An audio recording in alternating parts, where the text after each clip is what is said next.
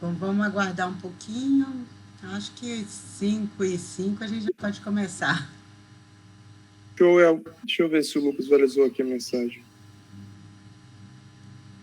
Não, ainda não. Ele pelo menos recebeu.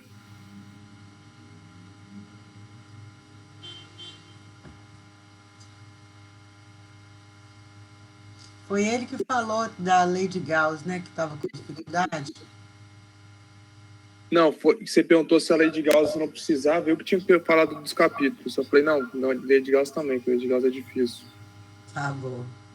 É que eu tinha criado aquele tópico lá que eu estava perguntando, porque eu fui fazendo o seguinte, eu fui pegando o capítulo 21 e 22, aí eu fui fazendo aí fazia a primeira, depois a 3, fui fazendo as ímpares, entendeu? Aí quando eu tinha dúvida eu olhava no Solution, só que é 90 questões cada capítulo. Aí por isso que eu perguntei para você se você tinha alguma para recomendar, alguma listinha mais específica, entendeu? Tá, eu estou preparando uma lista para enviar para vocês, fora aquelas que valem nota. Uhum. Agora tem Show. alguns exercícios que você começa a ler e vê que é igualzinho o outro, né? Sim, realmente. Aí, se já sabe, aí pula ele e já vai pro próximo. Sim, eu fiz isso algumas vezes. É mais mesmo para reforçar, por isso que tem muitos exercícios. É. Aliás, eu acho que eles adotam o rápido, eu acho um pouco também por causa da quantidade de exercícios que ele propõe. Isso é bom, né? Com certeza, variedade assim. E ele tem muito exemplo resolvido também. Sim, e a gente também tem o Solution, né? O Solution aqui a gente tem as questões tudo resolvidas. Aí fica tranquilo para ver. Só que tem algumas que não tem explicação detalhadinha, né? Isso aí falta um pouco. No Solution dá um pulo assim mágico de vez em quando. É, exatamente. Mas, depois que eu acho que eu já vou começar a explicar. Esse slide aqui que eu preparei, eu tive que preparar de última hora, porque vocês me falaram ontem, né? Seria bom que me avisasse assim, igual eu coloquei lá no AVA, com uns 3 dias de antecedência para eu poder preparar melhor. Quando eu vi a sua mensagem, eu acho que era dia 17 ou 18 que eu vi, que eu mal sei mexer ainda no AVA aqui. Aí quando eu vi, eu perguntei, fiz lá a pergunta lá, foi até que deixa eu ver que dia que eu perguntei. Foi na. Quer ver? Foi no sábado, foi 19. Eu perguntei que aí eu ia tentar fazer no dia 20, né? As questões que eu vendo, aí as que eu teria dúvida, eu ia te mandar a lista. Só que eu acho que você demorou um pouquinho para ver, só respondeu só na segunda. Aí deu uma embolada aí, entendeu? Mas você mandou no sábado, né? Foi aqui, ó, sábado 10, 20 e 19. É porque no domingo eu não abri o AVA, não. Uhum. É tranquilo. Só que quando eu vi isso aí que você tinha pedido as questões, eu pensei, acho mais fácil ela sugerir, as que a gente tiver dúvida, a gente fala com ela. Mais tranquilo também. Agora, eu vou mandar esse slide que eu vou apresentar agora, vou postar também no AVA, tá? Porque na hora que eu carreguei aqui no RNP, ele ficou meio desconfigurado. Você pode ver aí nessa primeira página que está cortando o lado direito. Sim, tá cortando. Cortando, né?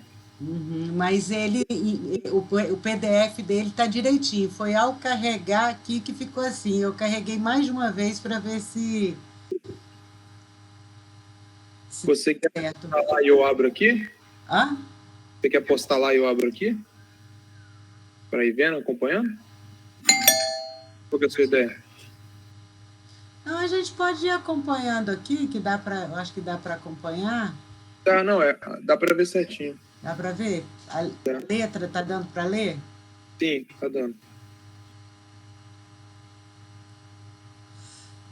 Tem uma pessoa pediu para entrar, mas não entrou não.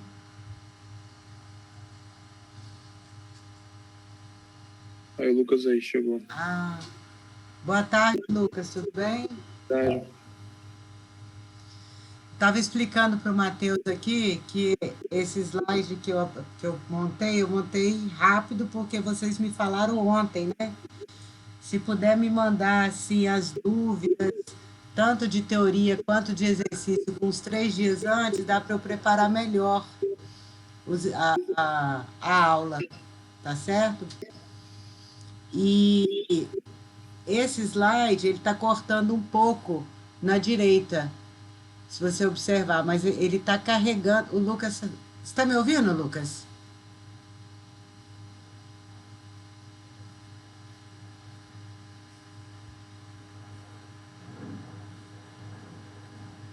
Ah, tá.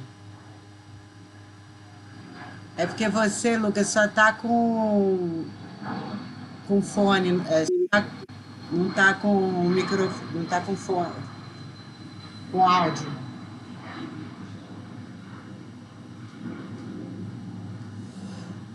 Ô, Lucas, então, à medida que você for tendo dúvidas, você vai digitando no bate-papo, então, já que você não está com o áudio, ok?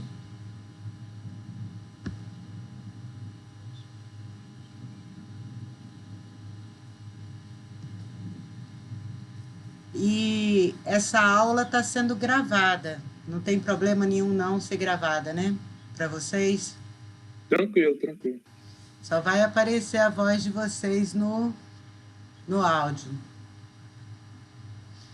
Não vai aparecer a imagem. Aí não tem problema não, né? Super tranquilo. Ô, Lucas, então faz o seguinte, quando você tiver alguma pergunta, aí você abre seu áudio e faz a pergunta. Pode ser assim?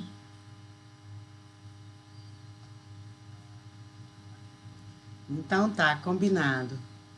Depois eu vou postar esse PDF aqui dessa apresentação no AVA, porque ele tá direitinho, entendeu? Só no carregamento aqui do RNP que ele cortou um pouquinho à direita, tá bom? Bom, vamos falar então, começar a falar sobre a lei de Gauss. Vocês chegaram a fazer alguns exercícios da lei de Gauss? Eu fiz bem pouquinho, professora.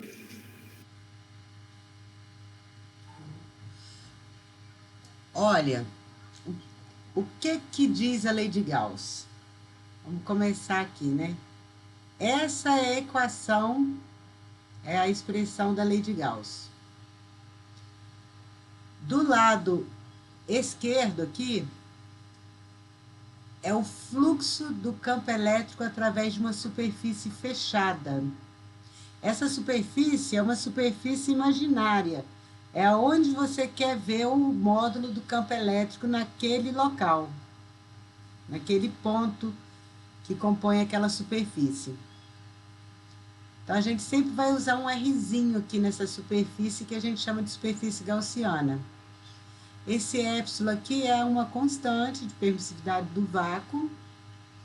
E essa carga que está do lado direito é a carga que está dentro dessa superfície gaussiana. Ou seja, a gente vai estar analisando o fluxo do campo elétrico criado por essa carga que está fluindo através dessa superfície gaussiana. Ok? Então, a lei de Gauss relaciona os campos elétricos nos pontos de uma superfície gaussiana. Essa superfície tem que ser fechada, por isso que tem esse símbolo aqui, olha, na integral, que representa uma integração de uma superfície, né, de uma área fechada, uma superfície fechada, relaciona com a carga total envolvida pela superfície. Esse Q aqui, ele pode ser escrito como, se você tiver uma distribuição volumétrica de cargas, esse Q aqui vai ser igual à integral de ρdV, onde ρ é a densidade de cargas. dV é o diferencial de volume. Aí pode ser o diferencial de volume esférico, cilíndrico, tá? Como tem lá nos exemplos. Quer perguntar alguma coisa, Matheus? Não, entendi, tranquilo. Estou anotando aqui o que você está falando. Por exemplo, o diferencial de volume de uma superfície esférica é dV igual a 4πr ao quadrado dr. Mas vocês perguntam, poxa, mas é uma diferencial de volume, deveria ter 3 integrais aí. Sim, teria 3 integrais. em DFI, DTETA e DR. Só que nesse nosso curso, nós só vamos estudar a variação da carga, da distribuição de carga, radialmente. Não vamos resolver exercícios em que variam com os ângulos θ e φ. Por isso que nós já integramos o θ e o φ, e essa integração dá 4π. Então, as duas integrais deu 4π, vezes a r ao quadrado dr, que é a integral em relação a r. Vocês já viram integral tripla? Já, mas tem tempo que eu não vejo. Tem tempinho já. Uhum. Então, mas eu lembro o conceito, como é que é. Por ser uma integral de volume, deveria ter 3 integrais aqui, em dθ, dφ e dr. Só que dθ e dφ já foram integrados, deu 4π, aí a gente integra só em dr, ok? Então, se nós tivermos uma distribuição de cargas em uma superfície, aqui é em um volume, né? Em uma superfície eu vou ter um integral de sigma dA, onde esse sigma aqui é a densidade de carga superficial.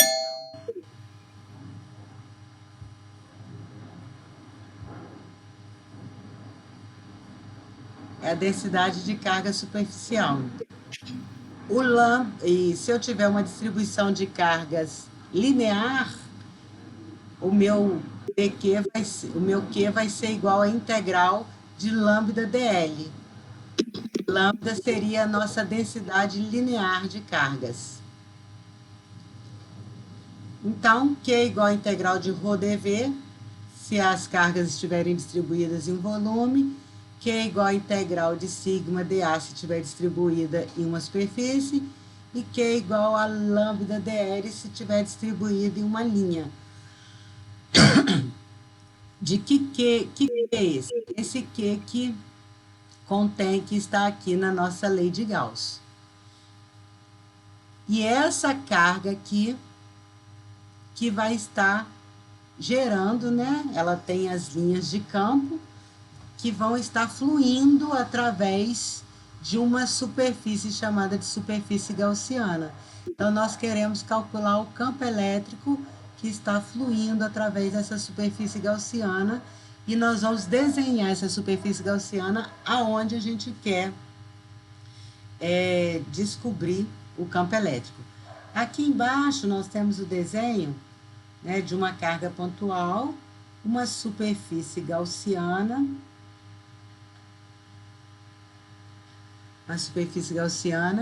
e as linhas de campo. No caso aqui, ó, tá vendo que os vetores, eles saem da carga radialmente. Então, nesse caso dessa superfície gaussiana esférica, todos esses vetores estarão perpendiculares à superfície. Então, esse vetorzinho pequenininho aqui do campo elétrico quer dizer que nós estamos calculando o campo elétrico em cima dessa superfície. Por isso que ele está desenhado só aqui em cima. Tá bom? Tranquilo.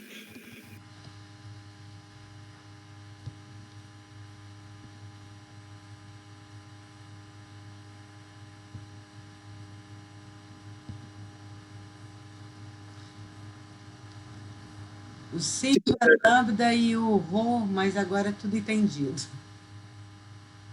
Gabriele, eu estou gravando a aula sim. Tá? Tem algum problema para você de gravar a aula? Não, professora, eu só perguntei só porque eu não vi o negocinho vermelho piscando. Não, é porque eu estou usando para gravar. Ah, sim, tudo certo. Só para saber mesmo, para eu poder assistir depois, como eu entrei agora, eu estou meio perdida, né? Aí eu estou assistindo as aulas para ver se eu consigo me situar. Tá bom. Eu gravo e depois eu posto o link lá no Ava, só que eu posto como privado. Então, só mesmo copiando o link e colando que você vai conseguir abrir, tá? Porque não fica público. Tá bom, já consegui assistir as aulas da primeira semana. É certinho. As aulas que eu gravei individualmente, sem a participação dos alunos, elas são públicas.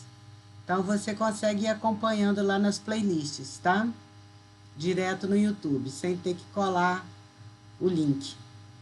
Beleza? Então, as que eu assisti foram essas, foram as públicas. Eu não cheguei a assistir as privadas, não. Não sabia dessa questão.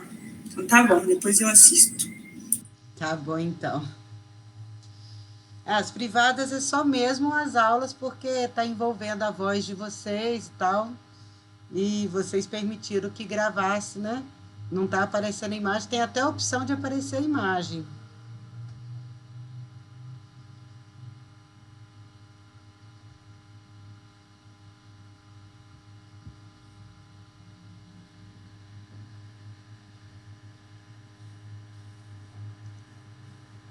Ó, até tentei aqui, mas não vou fazer não, que eu tô com medo de atrapalhar o OBS aqui, que também está gravando. Vou usar as duas câmeras para duas coisas. Para vocês me conhecerem, né? Porque alguns não me conhecem ainda. Bom, como eu falei, Gabriela, antes com os meninos, depois eu vou postar esse slide, porque ele tá certinho, só que na hora que eu carreguei ficou faltando um pedacinho da direita. Vou postar lá no Ava e vou postar também essa aula, ok? E eu pediria que vocês me postassem com antecedência as dúvidas, porque eu tive que preparar essa aula muito rápido. Ontem à noite que vocês foram me falar, né, pelo fórum, aí eu tive que fazer hoje à tarde bem rapidinho, ok? Aí vai ficar mais bem feito se vocês me avisarem antes. Beleza? Bom, então nós vimos que a lei de Gauss, ela relaciona o fluxo do campo elétrico com a carga líquida interna à superfície gaussiana, a qual a gente está analisando esse fluxo. Vamos pensar aqui nesse exercício aqui, olha. O fluxo de um campo elétrico não uniforme através de um cubo. O cubo gaussiano, que aparece abaixo, está submetido a um campo elétrico não uniforme dado por 3xi mais 4j, com E em newtons por coulomb e x em metros. Qual é o fluxo elétrico na face direita, na face esquerda e na face superior do cubo? Na face direita, essa daqui, na face esquerda, esse lado de cá, e nessa parte superior aqui, tá? Primeira coisa, se vocês observarem na lei de Gauss aqui atrás, nós temos, na realidade ela está escrita dessa forma aqui, porque já foi feito o produto escalar, mas ela é integral fechada de E escalar dA. Campo elétrico, produto escalar dA, tá? Depois eu vou até consertar isso aqui na hora de postar e colocar o produto escalar. Por que a gente precisa saber que é um produto escalar entre o campo elétrico e o vetor dA? Se nós olharmos aqui o cubo, olha só, cada face desse cubo, nós temos um vetor dA. O vetor dA é um vetor sempre perpendicular à superfície. Então, no primeiro caso, que ele está perguntando o fluxo elétrico na face direita, nós temos esse vetor DE apontando no sentido positivo do eixo, DA, apontando no sentido positivo do eixo X. O campo elétrico, ele está em X e Y. Ele tem aqui uma componente Y e uma componente em X. Então, o campo elétrico ele está na diagonal aqui, olha, o vetor campo elétrico, com a componente X e Y dado aqui no enunciado. Então, Então, vamos analisar primeiro só essa face da direita.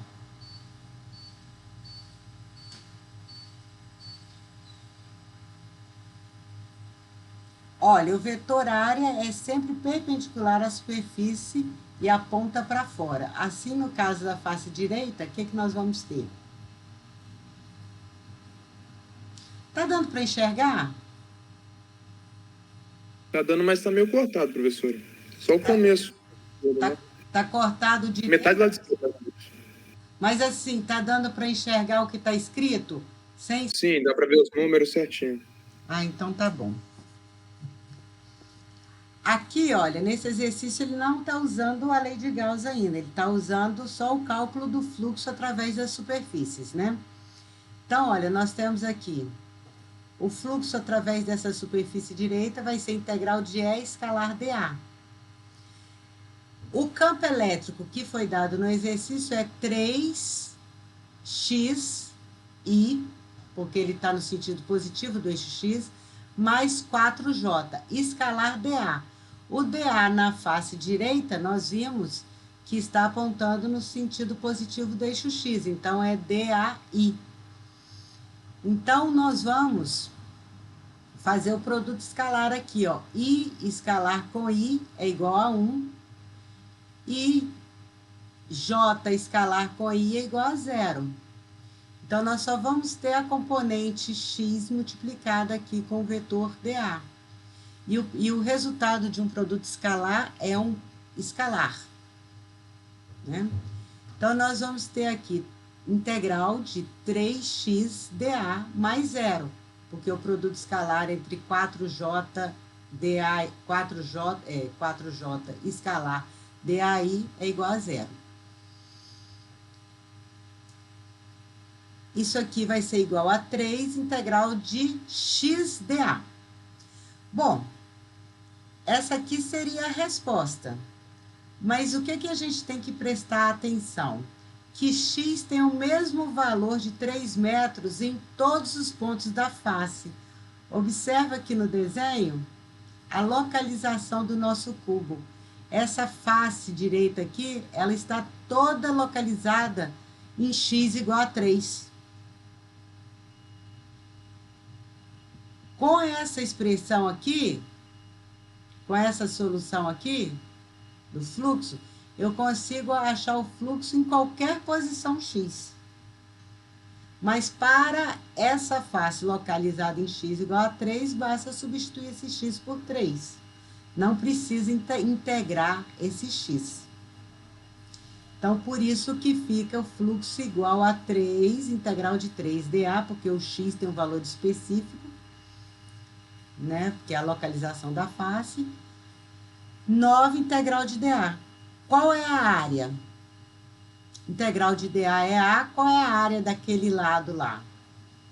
A área é igual a 4 metros, né? Porque nós temos aqui, olha, esse lado vezes esse lado. Resultando num fluxo de 36 newtons vezes metro ao quadrado por coulomb. Agora, se você for analisar a face esquerda, que ele também pede no exercício, a face esquerda, ela resolve da mesma forma que a face direita, porque ela está num ponto específico do eixo X. Aqui, olha, toda a face direita está em x igual a 1. Então, é só resolver tudo de novo da mesma forma. Agora, a face superior, não, né? Vamos ver como faz a face superior. Olhando aqui, olha, essa face superior, a gente tem aqui o vetor dA, e nós temos aqui as componentes do campo, né? Que tem uma componente Y e uma componente X. Só vai haver fluxo do campo elétrico da componente Y do campo elétrico. Isso dá para a gente visualizar aqui, mas dá para a gente chegar matematicamente também a isso. Porque na hora que eu coloco aqui 3xi mais 4j escalar dA. J, porque agora nosso vetor área está na parte superior, então ele está apontando para cima no sentido positivo do eixo Y, fazendo o produto escalar aqui, olha, I com J, 0, J com escalar J, 1. Então, eu vou ter 4 vezes dA. Então, eu tenho 0 mais 4dA, que é igual a 4 integral de dA, que é igual a 16 newton vezes metro ao quadrado por coulomb. Alguma dúvida até o momento desse exercício? Podem abrir o microfone para perguntar, tá? E pode me interromper também no decorrer do exercício. Professora, ainda nenhuma dúvida da minha parte. Beleza. Tá dando para acompanhar bem, professor. Então tá jóia. Então agora vamos falar de...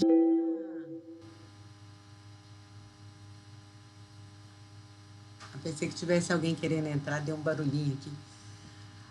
Abaixo mostra uma seção reta de uma casca metálica esférica de raio R. Uma partícula com uma carga menos 5 microcoulombs está situada com o centro a uma distância do centro da casca. Se a casca... Agora vamos olhar aqui a casca. Com uma distância R sobre 2, é porque ficou cortado. Há uma distância R sobre 2 do centro da casca. Aqui embaixo está desenhado a carga a uma distância R sobre 2 do centro. Primeira coisa que nós vamos falar é um material metálico, uma casca metálica. Se não existisse essa carga aqui dentro, e se essa casca metálica ela não fosse neutra, se ela estivesse carregada, o que iria acontecer com ela? Nos metais, os elétrons são livres para se movimentar, então eles iriam para a superfície externa dessa casca metálica carregada. Mas nesse exercício aqui, essa casca, ela não está carregada, tá? Ela é neutra, a mesma quantidade de prótons tem de elétrons. Só que foi colocada uma carga pontual dentro dessa casca. O que vai acontecer com as cargas da casca? Primeiro, as cargas, os elétrons que são livres para se movimentar. Como essa carga colocada aqui dentro é negativa, ela vai repelir os elétrons da casca metálica. Eles vão vir para a superfície externa da casca. E as cargas positivas vão ficar na superfície interna. Como ela está como essa carga não está no centro, ela está deslocada, vai haver uma maior concentração.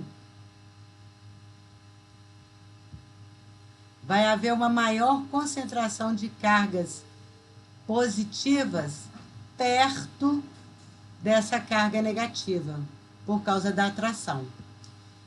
Então, ó, como existe uma carga menos 5 coulombs no interior da casca, deve haver uma carga mais 5 coulombs, microcoulombs, na superfície interna da casca para que a carga seja envolvida, para que a carga envolvida seja 0. Ou seja, se eu coloco menos 5 coulombs ali dentro, ela vai repelir menos 5 coulombs para a superfície. Os elétrons vão ser repelidos. Então, vão ficar faltando elétrons ali interna à casca. Que quantidade de elétrons que vai ficar faltando é a quantidade a mais de prótons que vai ter. Por isso que é mais 5 microcoulombs na superfície interna da casca. Porque os prótons ficaram ali sem os parceiros elétrons. Lembrem que a casca, ela estava neutra, ela é neutra. Só houve uma redistribuição de cargas nessa casca metálica. Os elétrons, que são a mesma quantidade de prótons, já que ela é neutra, os elétrons foram para a superfície. Então, ficou na superfície interna os prótons. Qual a quantidade de prótons? A mesma quantidade da carga que foi colocada aqui dentro. Negativa que foi colocada aqui dentro. Deu para entender ou ficou confuso? Deu para entender mais ou menos. Então, vamos de novo. A gente tem uma casca azulzinha aqui, metálica. Ela é neutra, ou seja, ela não tem cargas em excesso. Quer dizer que a mesma quantidade de prótons nós temos de elétrons. Milhões de prótons, milhões de elétrons. Só que quando a gente coloca uma carga negativa aqui dentro, no valor de menos 5 microcoulombs, essa carga aqui dentro, ela vai repelir menos 5 microcoulombs de elétrons que vão para a superfície externa da casca. Então, vai ficar faltando elétrons na superfície interna. Então, vai ficar a mais prótons, a mesma quantidade de elétrons que foram para a superfície, vai ficar a mais de prótons na superfície interna, o mais 5 microcoulombs.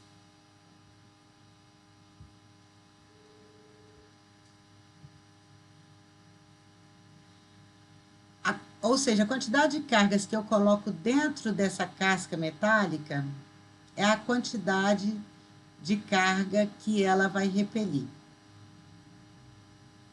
ou atrair. Nesse caso aqui eu coloquei uma carga negativa, então ela vai repelir os elétrons, que são cargas negativas, para a superfície externa da casca, ficando os prótons, o mais 5 prótons, né, mais, porque o próton é carga positiva, na superfície interna.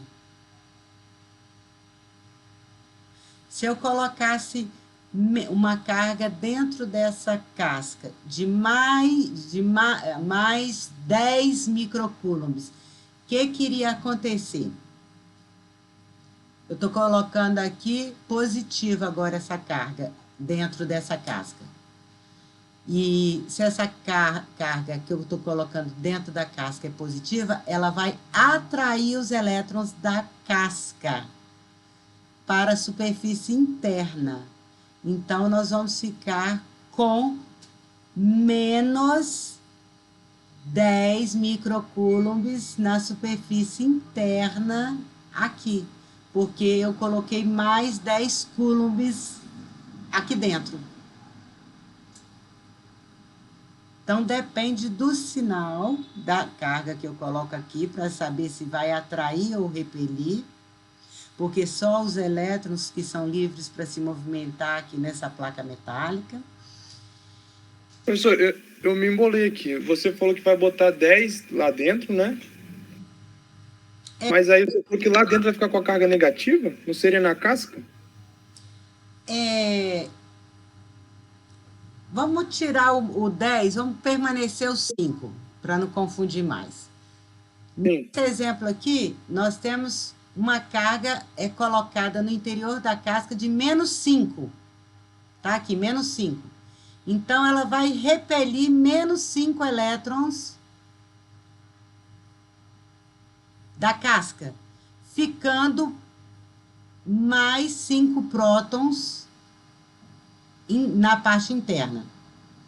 Se eu colocar a carga mais 5 microcoulombs dentro, aqui eu estou trocando só o sinal da carga dentro da casca. O que acontece com a carga positiva? Ela atrai as negativas. Então, ela vai atrair os elétrons para a superfície interna. Então, eu vou ficar com menos 5 microcoulombs aqui na superfície interna. Porque a carga aqui dentro, nesse segundo exemplo que eu estou dando, é positiva. Então, ela atrai o elétron. Aí, ele vem para a superfície interna. Ficando na superfície externa, os prótons sem os elétrons. Foram 5 elétrons e para a parte interna, ficaram 5 prótons na parte externa. Entendi, eu acho que eu entendi. Porque eu estava pensando na casca ali como uma coisa só, né? Mas ali tem que dividir, né, em duas, na parte interna e externa. Sim, Entendi. sim. Tá. Porque os elétrons, eles vão se movimentar dentro dessa casca, ela tem uma espessura. Então, Agora eu entendi. ele vai, quando eu coloco uma carga dentro dessa casca, dependendo do sinal dessa carga que eu coloquei dentro dessa casca, ou se eu colocar uma carga positiva, ele vai atrair os elétrons da casca para a superfície interna. Se eu colocar uma carga negativa, ele vai repelir os elétrons, né? Porque cargas opostas se atraem, cargas de mesmo sinal se repelem.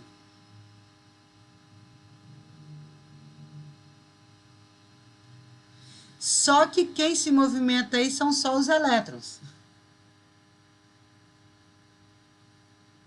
Os átomos que estão aqui, olha, eles ficariam sem os elétrons que vieram. Vou pegar esse exemplo aqui. Voltar ao exemplo inicial, tá? Menos 5.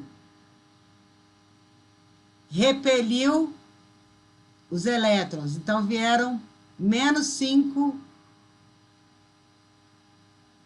Repeliu da casca, né? Os elétrons foram para a superfície externa, porque o negativo repeliu o negativo, o eletronegativo.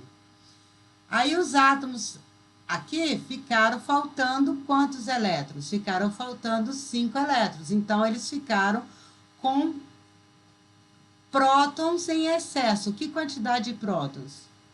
5 microcoulombs. Por quê? Porque os elétrons saíram desses átomos e foram para a superfície externa.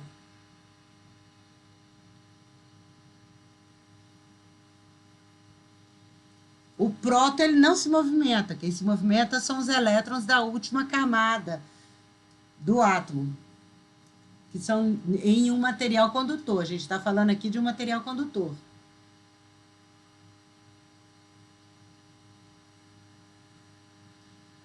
Deu para entender? Por mim, sim, professora. E o restante? Deixa eu ver aqui o bate-papo para ver. Ok. Então, eu vou passar para a próxima tela, tá?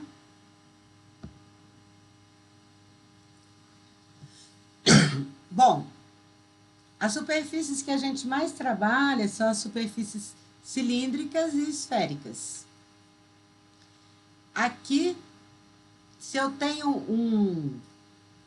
um fio carregado, ou se eu tenho um cilindro carregado, maciço ou oco, o que seja, a forma do objeto é que vai dizer a forma da minha superfície gaussiana. Aqui, como eu tenho um fio carregado, a minha superfície gaussiana vai ser cilíndrica. Aí eu vou analisar o fluxo através dessa superfície em todos os lados dela. Porque lembra que a nossa integral lá do E escalar dA é uma integral fechada, então é uma integral sobre uma superfície fechada. Então, eu tenho que analisar também a tampa aqui, né, a base desse nosso cilindro. Só que, como que as linhas de campo desse fio estão saindo? Como é positivo, elas estão saindo. Como que elas estão saindo do fio? Alguém pode me responder?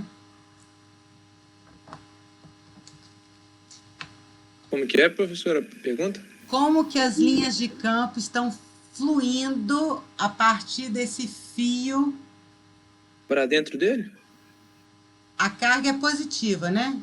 Não, tá saindo dele, perdão. Tá saindo dele. O fio sendo muito longo, ele vai estar saindo radialmente.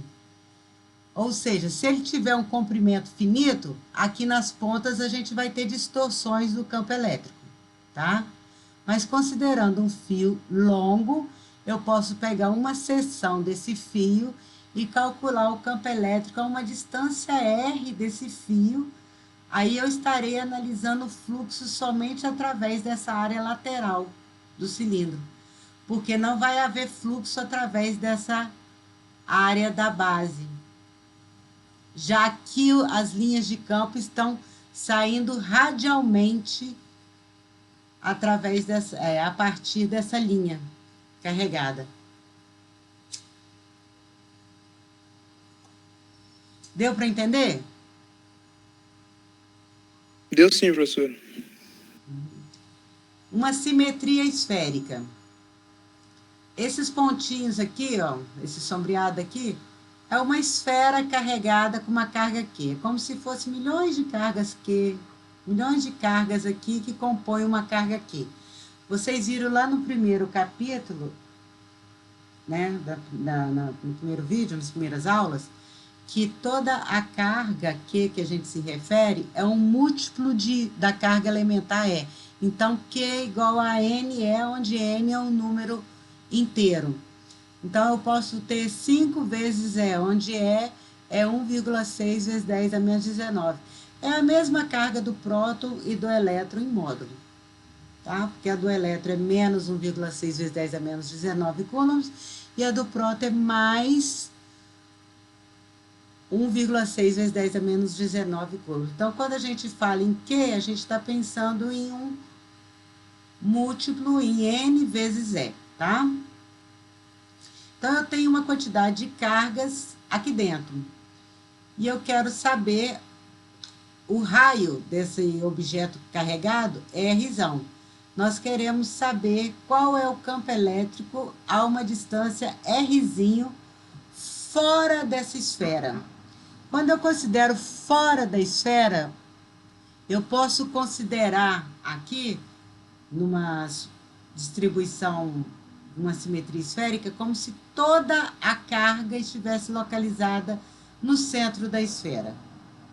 E calcular como se fosse uma carga pontual. Agora, eu posso calcular o campo elétrico também dentro dessa objeto carregado. Aí eu vou fazer a minha superfície gaussiana no local onde eu quero descobrir o valor do campo elétrico, a uma distância Rzinho menor que o raio dessa esfera carregada. Essa esfera carregada aqui, vamos supor que ela não seja condutora, que esteja distribuída uniformemente as cargas ao seu interior. Ok? Deu para entender sobre superfície gaussiana? A gente desenha onde a gente quer descobrir o campo elétrico e a relação da lei de Gauss é que quem cria o campo elétrico em cima o valor do campo elétrico em cima dessa superfície gaussiana, ou seja, o módulo dele aqui nesse ponto, em qualquer ponto em cima aqui dessa superfície gaussiana, está relacionado com a quantidade de carga que está dentro da superfície gaussiana, não com a quantidade de carga total do objeto carregado, mas com a quantidade de carga dentro da superfície gaussiana.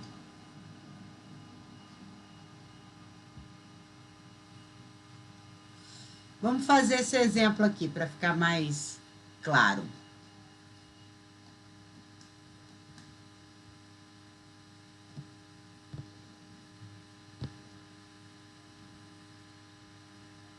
Vai sair, Lucas?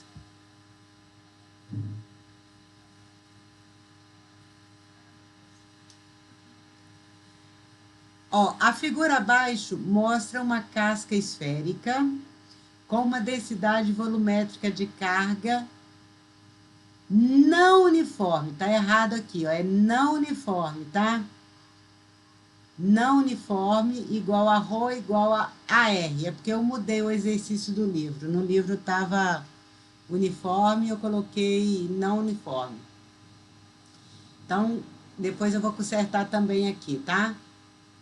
Quando eu mandar para vocês. Então, volumétrico de carga não uniforme, ρ igual a R, sendo A uma constante positiva. O raio interno é A e o raio externo é B, onde B é igual a duas vezes o raio A. Determine o módulo do campo elétrico. Aonde? Em R igual a 0, em R igual a A sobre 2, em R igual a A. Então, tanto a letra A, quanto a letra B, quanto a letra C, a gente pode responder de uma vez só.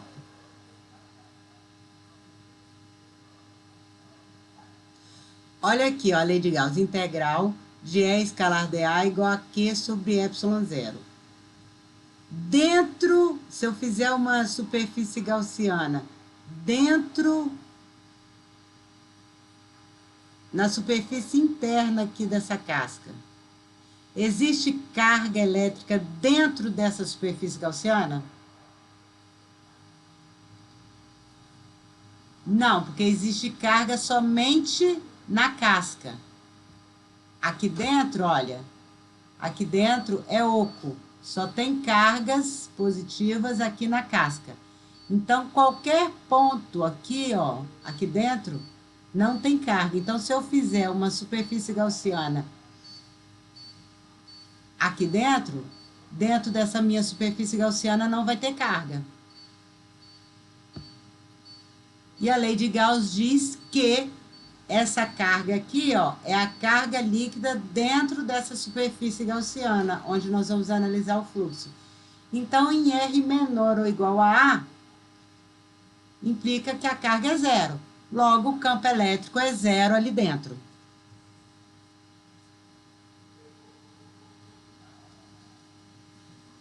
Então, com isso, a gente responde a letra A letra B e a letra C. A letra D, em R igual a 1,5A. A gente já respondeu também. Ah, não, a gente não respondeu. A gente respondeu em R igual a A, que até A não tem carga. A partir de A até B que nós vamos ter carga. Então, em R igual a 1,5A. Então, nós temos aqui, olha, a casca, R igual a B, a parte interna, R igual a A, e esse tracejado aqui é a minha superfície gaussiana em Rzinho, que é maior que A e menor que B. Então, essa solução só é válida para essa região, dentro da casca, tá? Então, pegando aqui a lei de Gauss, integral fechada de E escalar dA igual a Q sobre ε0. A carga dentro da minha superfície gaussiana é toda a carga que está na casca? Não, é uma parte só dela. Então, eu vou ter que fazer uma integral de ρdV. 1 sobre ε0, integral de ρdV. O dV a gente já viu de uma simetria esférica, que é 4πr ao quadrado dr. O ρ foi dado, a densidade volumétrica de cargas aqui nessa casca é A vezes R. Então, substituí no lugar do ρ, coloquei aqui. E o limite de integração? É o limite de integração aonde existe carga dentro da minha superfície gaussiana. Aonde existe carga dentro da minha superfície gaussiana? De A até Rzinho, onde Rzinho é menor que B.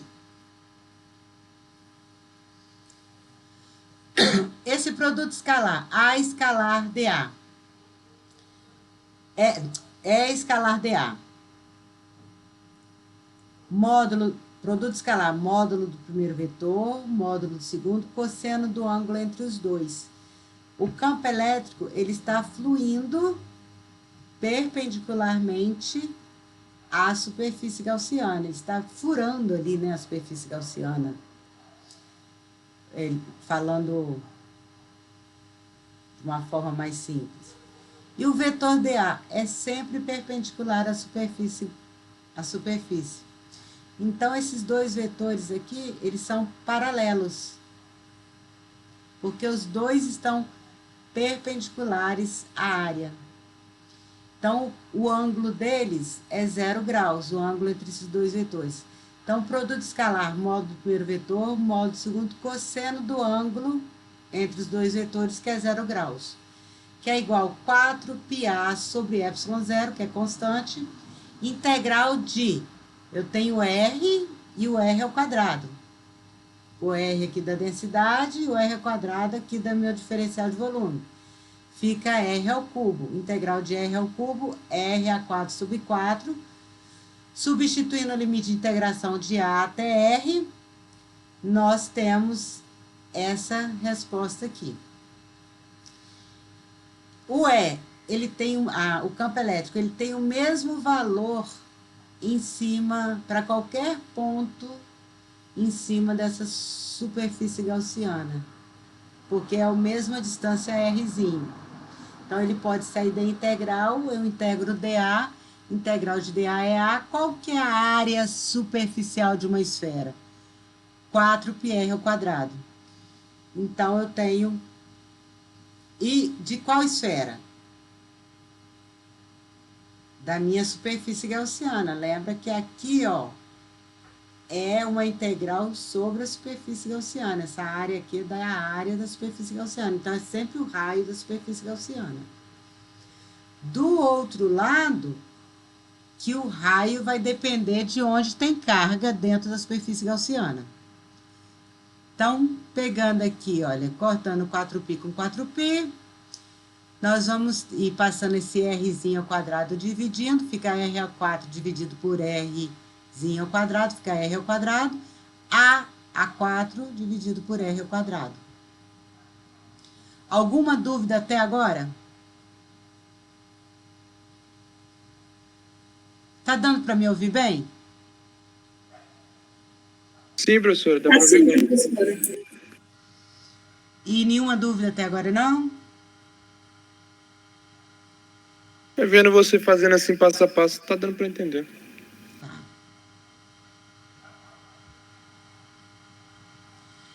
Agora, a letra F, ele pede R igual a 3B, ou seja, do lado de fora da casca.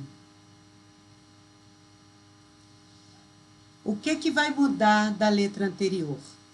O limite de integração, porque aqui, olha, eu tenho integral, eu tenho o Q, né, que é integral de ρ dV, só que toda a carga está dentro da minha superfície gaussiana, porque todo essa parte aqui, né, todo o nosso objeto carregado está dentro da minha superfície gaussiana. Então, o limite de integração vai ser de A até B, que é onde existe carga, de A até B. E aqui na minha integral de dA? 4πrzinho, onde Rzinho é o raio da superfície gaussiana. integrando, substituindo aqui o nosso diferencial de volume, nossa densidade de carga, né? Que é AR, vezes 4πr ao quadrado dr. Nós vamos ter aqui R ao cubo, integrando vai ser R² sobre 4, substituindo os limites de integração, onde tem carga de A até B, nós vamos ter essa resposta aqui. Observe que essa resposta aqui é para qualquer valor maior que B. Ou seja, quando esse Rzinho tender a infinito, bem longe desse objeto carregado, quanto vale o campo elétrico?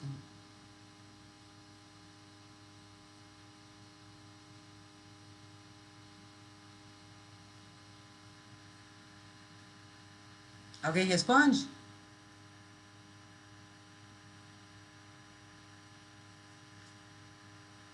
Eu me perdi aqui, professor, foi mal. Meu pai veio falar comigo aqui agora. Tá. Aqui nós integramos de A até B, porque o local que a gente quer conhecer o campo elétrico está fora do nosso objeto carregado. Então, todo o nosso objeto carregado está dentro dessa minha superfície gaussiana. Então, toda a carga está contida aqui dentro. E aonde existe carga? Existe carga de A até B, por isso que a integral foi de A até B. Resolvendo aqui, a gente chega nessa solução aqui. Do lado de cá é a área da superfície gaussiana, que depende de Rzinho. Para qualquer Rzinho maior que B. Então, a resposta do nosso campo elétrico vai ficar em função desse Rzinho maior que B, ou seja, para qualquer R distante dessa casca, que esteja fora dessa casca. Se eu quiser saber qual o campo elétrico, quando esse Rzinho aqui for muito, muito maior que B. Quando esse Rzinho for muito, muito maior que B, B dividido por um número muito, muito, muito grande vai tender a quanto? A zero. Tende a zero. Então, esse termo aqui vai tender a zero e esse outro também vai tender a zero. Então, o campo elétrico vai ser zero para um R tendendo a infinito, que é fácil da gente ver. Se a gente tem um objeto carregado, quanto mais próximo desse objeto, maior é o campo. Quanto mais distante, vai diminuindo o campo elétrico. Até chegar a uma distância grande o suficiente que ele não vai mais sentir o campo criado por esse objeto.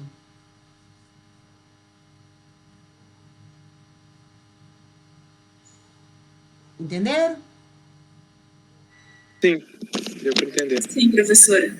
Beleza.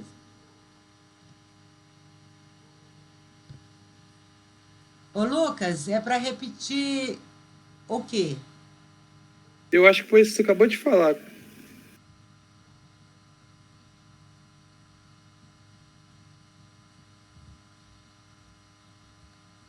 É porque eu estou acompanhando ele só aqui no bate-papo, aí eu não estou deixando o bate-papo todo aberto.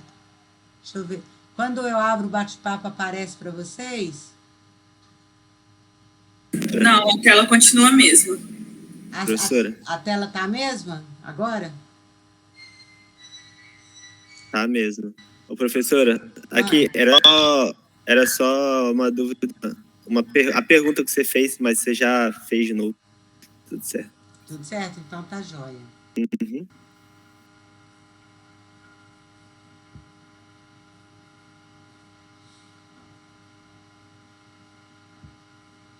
Aqui a letrinha ficou muito pequenininha. E aí eu não consigo ver, não. Deixa eu ver se eu consigo aumentar aqui.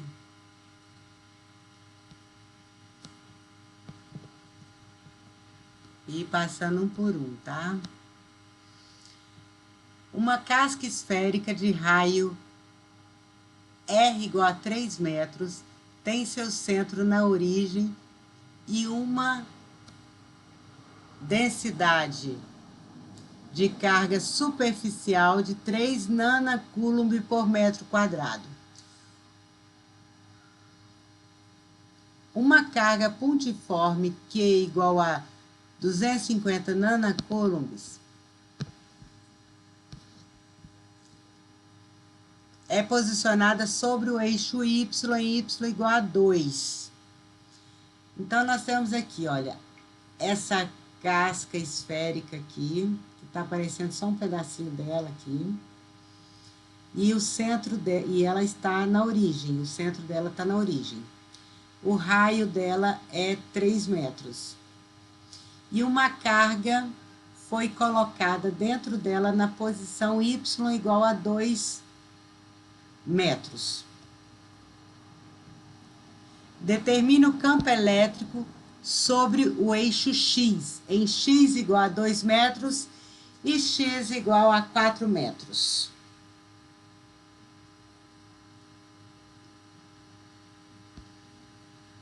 Ou seja, determine o campo elétrico total.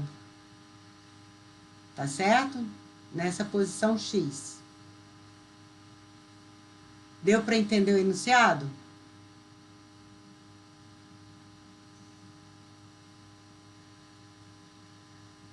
Deu. Então, vamos lá. Vamos primeiro calcular o campo criado por essa carga aqui. Calcular separado um e depois o outro.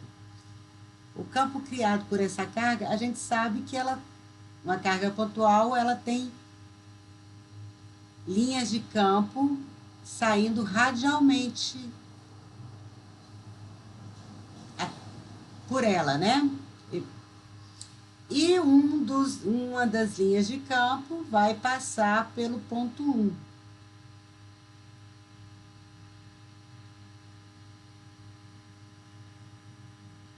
Ok? Como o X aqui vale 2, a posição aqui, a primeira posição, X igual a 2 metros, na letra A, e a carga está localizada em Y igual a 2 metros, aqui no exercício. Então, nós temos aqui, ó, aqui vale 2, aqui vale 2, então, o ângulo desse campo elétrico aqui vai ser 45 graus. E nós temos os dois catetos aqui do mesmo tamanho. Ok? Bom.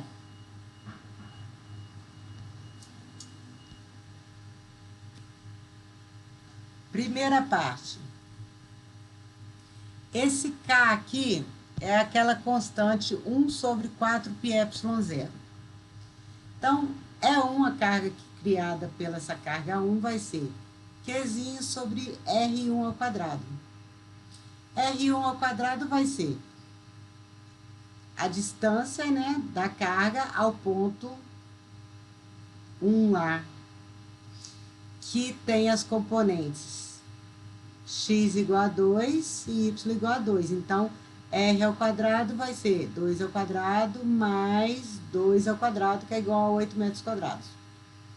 Que aqui eles pedem, aqui é r ao quadrado.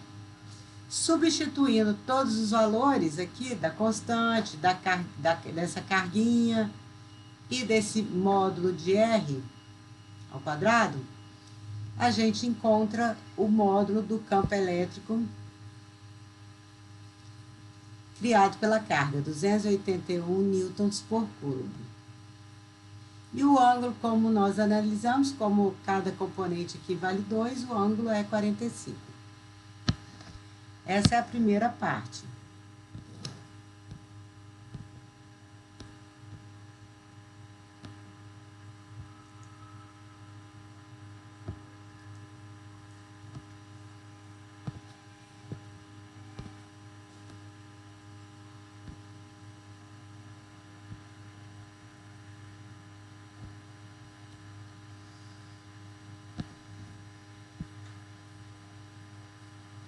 Se nós quisermos expressar esse campo E1 através das que a gente encontrou na página anterior, através das componentes, é só a gente decompor, né? A gente já sabe o módulo, que é 281, cosseno de 45 na direção I, módulo de E1, seno de 45 na direção menos J.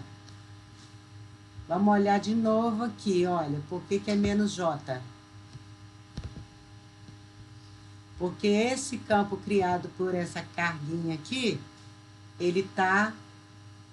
Aqui vai ter uma componente X positiva e aqui a decomposição dele vai ter uma componente Y negativa. Por isso que apareceu menos J aqui, olha.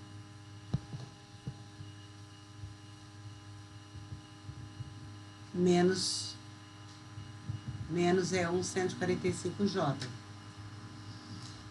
Resultando nesse E1 escrito em notação de vetores unitários. Agora vamos para a casca, né?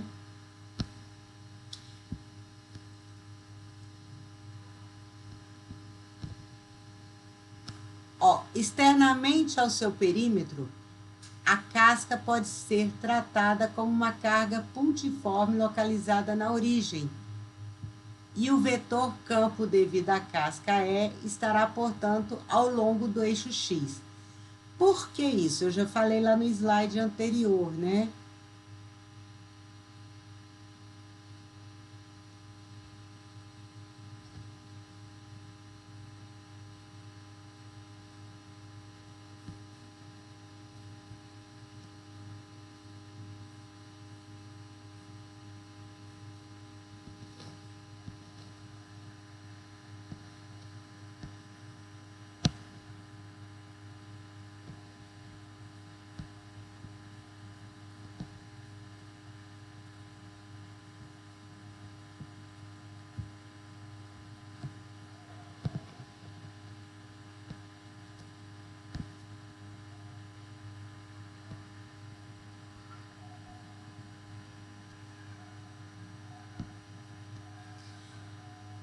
Quando a gente tem, eu acho que vai surgir a dúvida em você, Matheus, porque aqui essa casca, ela não tem uma espessura, ela é uma densidade superficial, então ela não tem, assim, um volume nessa casca, tá? Não, tranquilo. Ali era dúvidazinha conceitual mesmo, mas deu para entender.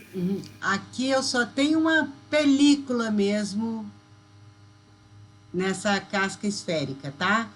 Por isso que toda a carga pode ser considerada dentro, no centro dessa casca esférica. Porque vamos supor que essa casca tivesse uma espessura e esse ponto de 2 metros, a casca tem raio 3. Se ela tivesse uma espessura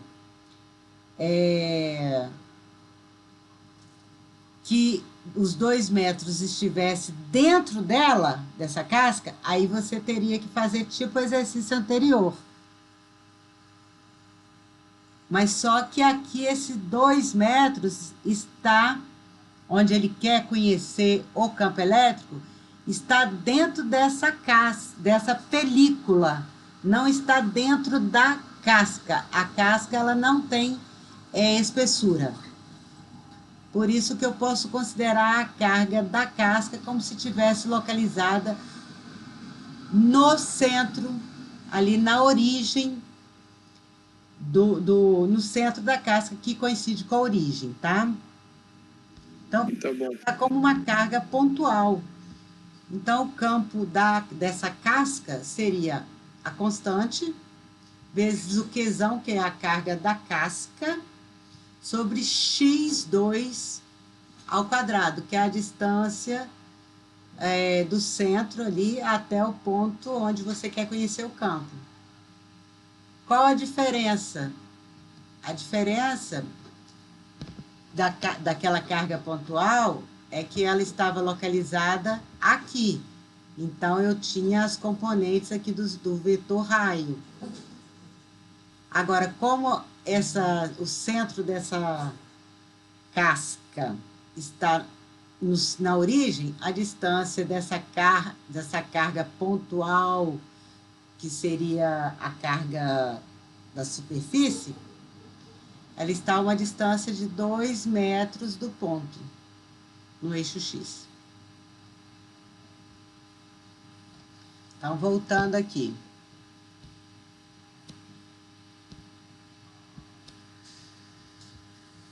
Por isso que aqui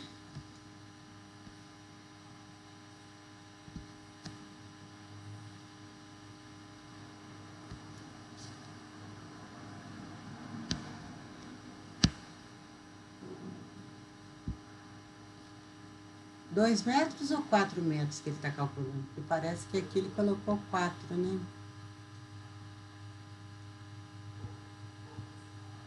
Não é o X.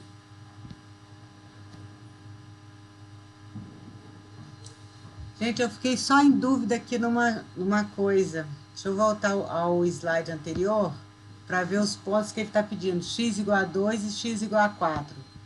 Aqui ele calculou com X igual a 2 e achou 281. O R1. No próximo slide,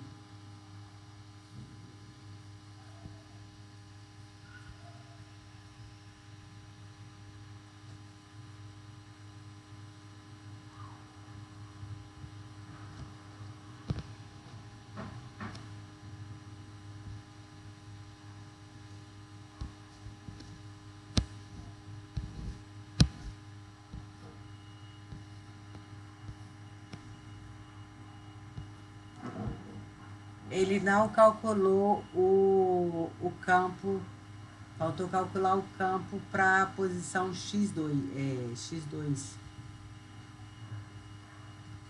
Mas vamos continuar. Seria da mesma forma que nós vamos fazer aqui, né? Só que colocaria o 2 para somar o campo total naquele ponto X igual a 2. Então, considerando aqui, olha, o campo elétrico no centro, em X2, que no caso é X igual a 4, na posição 4. Substitui o 4 aqui, que é na posição X igual a 4. E quem é a carga? A densidade não é a carga por volume, ou a carga por área, ou a carga por comprimento? No caso que a gente tem uma distribuição superficial, é uma carga distribuída em uma superfície, e essa superfície é esférica. Então, Q vai ser igual a sigma 4πr ao quadrado. Ele deu o valor da densidade superficial, por isso que está sendo necessário a gente calcular o valor da carga aqui. Então, basta substituir os valores dados no problema e achar o valor da carga. E substituir nessa expressão aqui, olha. Constante vezes o valor da carga dividido por x ao quadrado, que é a distância do centro até o ponto X2. Logo, o campo vai ser 190 newtons por coulomb.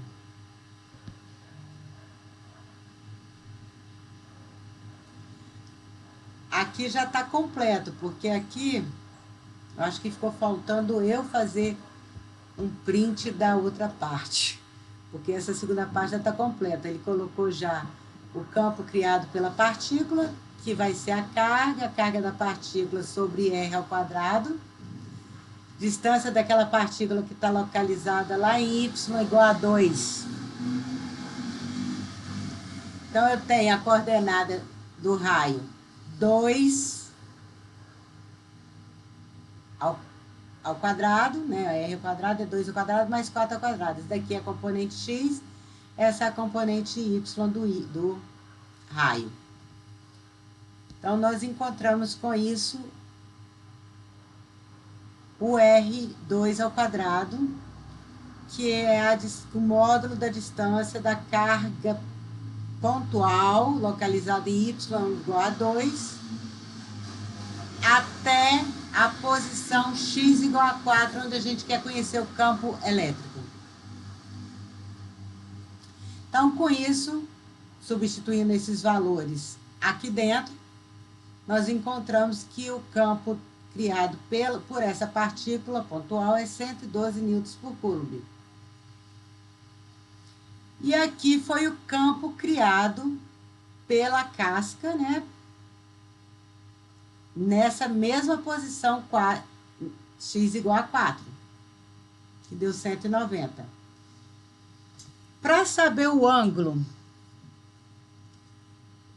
desse campo, não é tão fácil assim, né? Como foi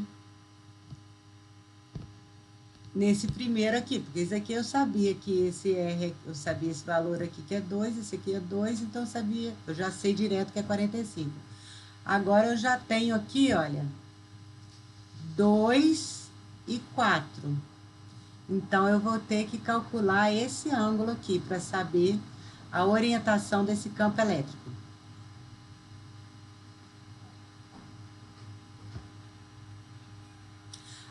O campo elétrico devido à bolinha vermelha aí, que seria o centro da casca, a direção desse campo elétrico é no eixo X.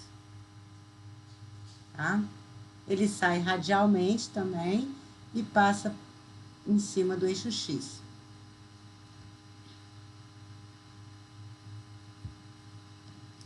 Então, voltando aqui.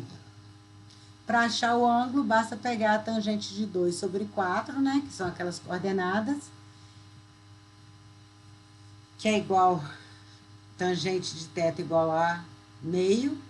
Arco tangente ou tangente a menos 1 de meio. O ângulo é 26,6 graus. Agora, qual é o campo total? Na posição X igual a 4. Vai ser o campo da partícula, mais o campo, vai ser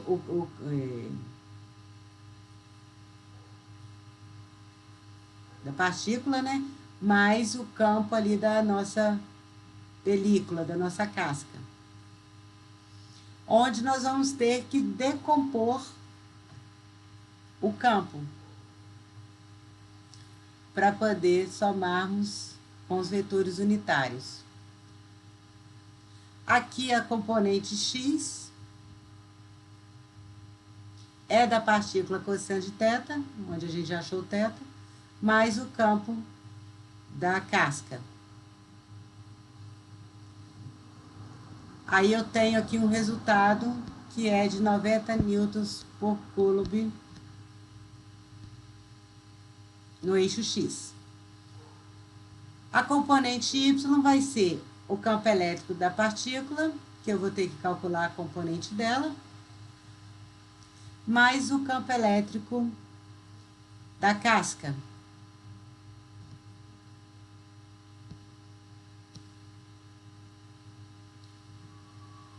Que vai me dar menos 50 newton por coulomb.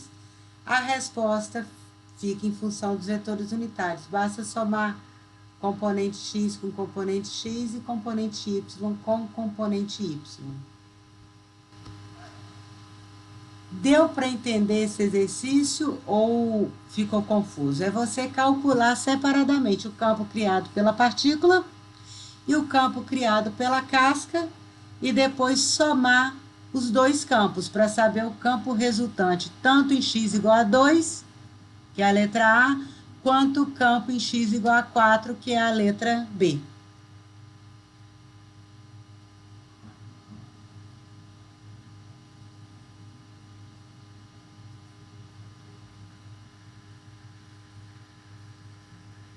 Deu para entender, professor. Deu? Você vai lá certinho o slide, tudo para a gente, e fica melhor também para a gente ver tudo certinho. Ver ela completa, fica mais fácil também, mas deu para entender sim. É porque ficou muito pequenininho aqui, eu não quis pegar, como eu tive que fazer muito rápido essa aula, Aí eu tive que pegar algum, não deu para eu digitar tudo, digitar essas equações todas, essas coisas. Eu tive que pegar um print para poder conseguir fazer, montar a aula. Por isso, Quando a gente for revisar, vai ficar tranquilo. por isso que eu Bem pedi montadinho. com uma certa antecedência aí de no mínimo 3 dias para eu conseguir fazer melhor. Tá bom? Tá bom. Quando eu aumento a tela, aumenta para vocês aí também? Sim, tá no zoom menor, né, agora. Agora está no menor. Beleza. Agora entra a parte do potencial, que eu falei que ia falar um pouco de lei de Gauss e um pouco de potencial elétrico, né? Alguém ficou com alguma dúvida lá na lei de Gauss? Gente, vocês podem me perguntar pelo fórum, tá? Vocês podem, se não quiser fazer um fórum com perguntas específicas, assim, para todo mundo ver, pode me fazer pergunta no privado, no fórum também, mandar uma mensagem no privado, ok? E podem também ir anotando as dúvidas e resolvendo durante as aulas síncronas. Depois eu vou marcar. Depois a gente pode marcar outras dúvidas, né? Algumas outras aulas também. Alguma pergunta sobre lei de Gauss, coisas que vocês estudaram e eu não abordei e vocês continuaram com dúvidas?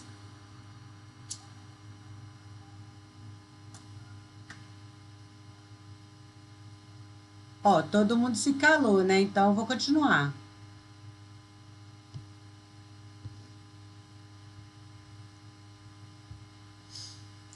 Gente, potencial elétrico ou diferença de potencial. Na realidade, o que a gente mede é a diferença de potencial, né, entre um ponto e outro. Quando você pega lá um multímetro, não voltímetro, coloca tem um fio,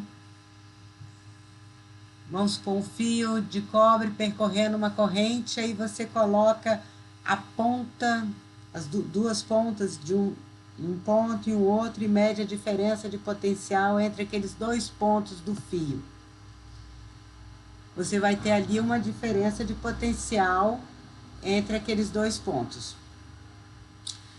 Aqui a gente vai tratar do conceito de potencial e lá na frente, quando a gente começar a trabalhar com corrente, com cargas em movimento, porque até agora a gente está trabalhando com cargas estáticas, né? Não estamos trabalhando com cargas em movimento ainda. Então, a gente vai conceituar e ver como que se calcula esse potencial que a gente mede, tá bom? Primeiro, nós temos duas coisas. Ou nós temos uma distribuição discreta de cargas. O que é isso? São cargas pontuais, que não possuem volume, né? Você tem cargas pontuais espalhadas. E você quer calcular o potencial em um determinado ponto devido a todas aquelas cargas que você está considerando. Então, como que você calcula? É só somar Q, que é aquela constante, né? 1 sobre 4πε0, Q1 sobre R1 mais K, Q2 sobre R2 mais K, Q3 sobre R3 e assim por diante. Lembrem que campo elétrico é um vetor, potencial elétrico não é vetor, tá? Então, você pode somar algebricamente isso aqui. E nessa soma, você vai colocar o sinal da carga. Se for carga negativa, você vai subtrair, né? Vai colocar menos o valor da carga em módulo, né? Então, coloca carga positiva, carga negativa, Então, é uma soma, um somatório que inclui cargas positivas e negativas. Então, o P, que está escrito aqui, é o local onde queremos conhecer o campo elétrico. O campo elétrico, o potencial elétrico.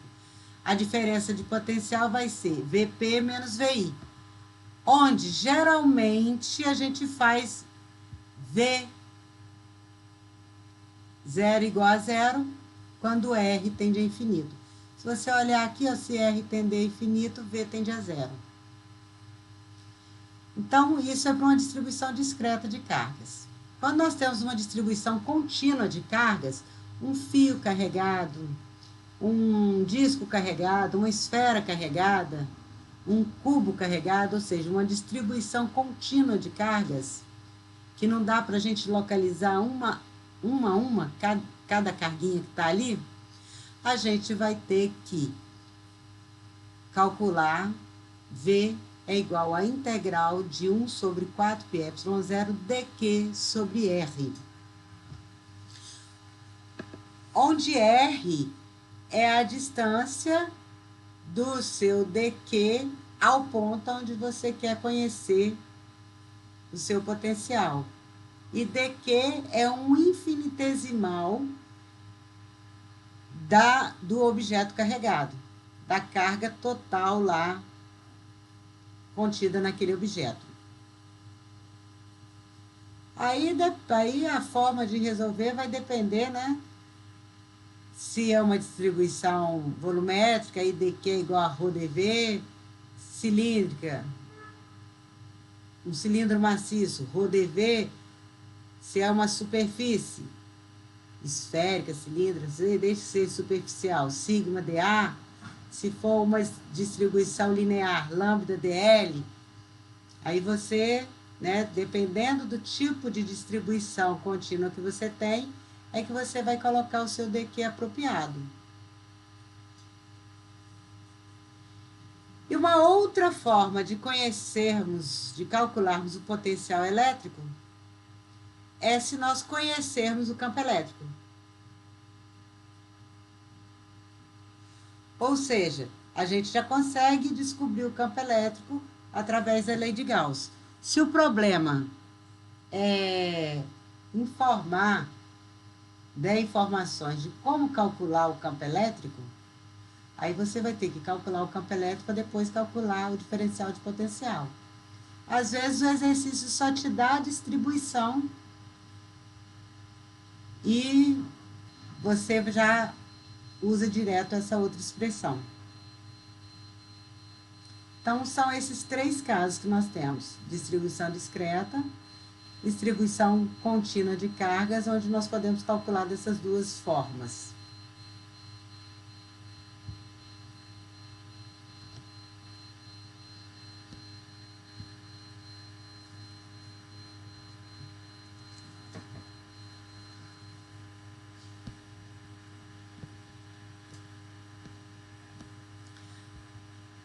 Vamos fazer um exercício agora para a gente treinar. Um campo elétrico é orientado no sentido positivo do eixo X e tem um módulo constante de 10 Newton por Coulomb, que é a mesma coisa que 10 volts por metro, tá? Se você for vendo o que é volt, né, por voltando, você chega na unidade de Newton por Coulomb. Determine o potencial em função de x, admitindo que V igual a zero em x igual a zero. Então, ele já deu o campo elétrico, que tem módulo de 10 newtons por Coulomb e está no sentido positivo do eixo x. Então, quem é dV? dV é igual a menos E escalar dL, que é aquela última fórmula do slide anterior, né? Quando se conhece o campo elétrico. O campo elétrico, ele está no sentido positivo do eixo X. Esse menos aqui é o menos da fórmula, tá? Menos é dl. Então, eu tenho menos E no sentido, o campo elétrico no sentido positivo do eixo X, escalar DL. Quem é o DL?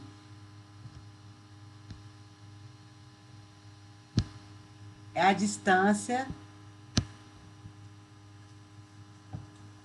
do...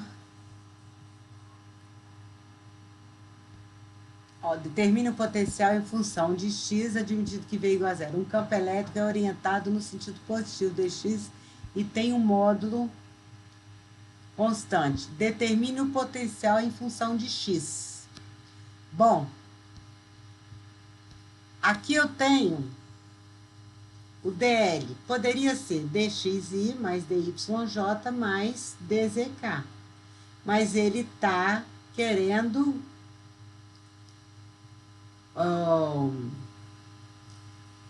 em função de x, e eu sei que o meu campo elétrico aqui, olha, ele está no eixo x. Então, se eu fizer I escalar com I, dá 1.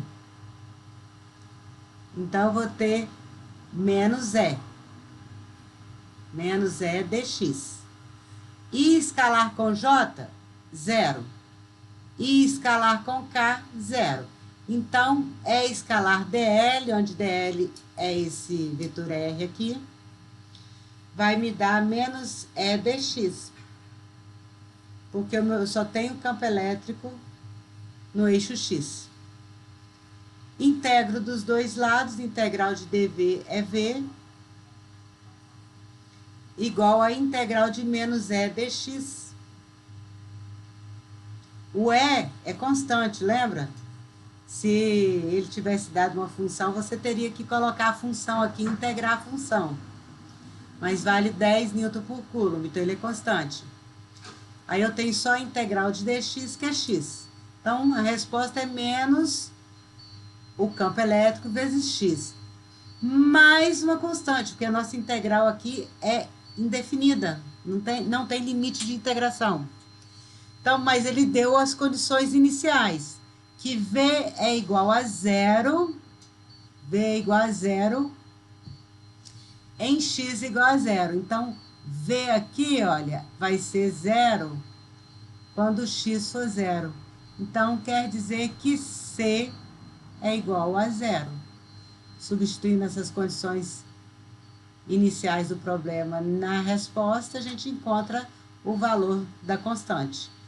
Então, o potencial X é igual a menos EX, que é igual a menos 10 volts vezes X. Porque é vezes X, né? Porque C é igual a 0. Então, vai ser o E é igual a 10, né? 10 volts por metro vezes X, que é o potencial.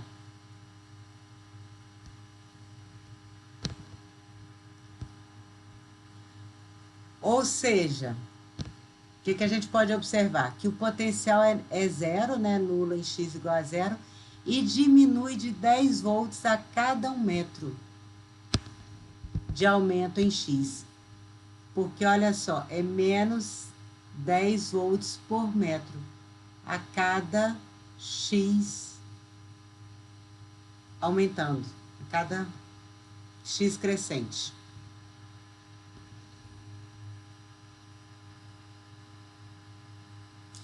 Agora, tem um exercício aqui, ó, que depois vocês tentem fazer. Repita esse exemplo para o campo elétrico E igual a 10 volts por metro quadrado, X, I. Qual a diferença desse exemplo para o exemplo anterior? Porque agora o nosso campo elétrico, ele está variando com X, então ele não é mais uma constante aqui, olha. Você tem que colocar aqui, ó, 10x e integrar x dx, que vai ficar x ao quadrado sobre 2. Ok? E conferir se a resposta bate aqui, ok?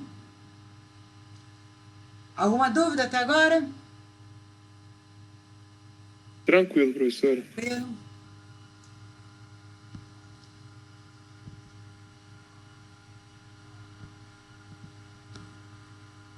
Agora, a gente encontrou, foi um exemplo de encontrar o potencial elétrico conhecendo o campo elétrico. Mas a gente também pode encontrar o campo elétrico se a gente conhecer o potencial elétrico. A gente pode fazer o caminho inverso.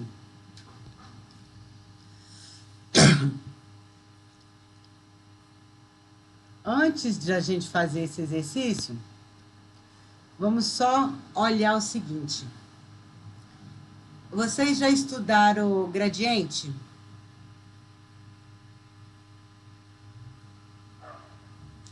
Gradiente, divergente, rotacional? Professor, acho que tem muito tempo que eu vi isso aí. Já sim, professor. Eu lembro do nome, mas não lembro o que era, não. Cálculo 2, né?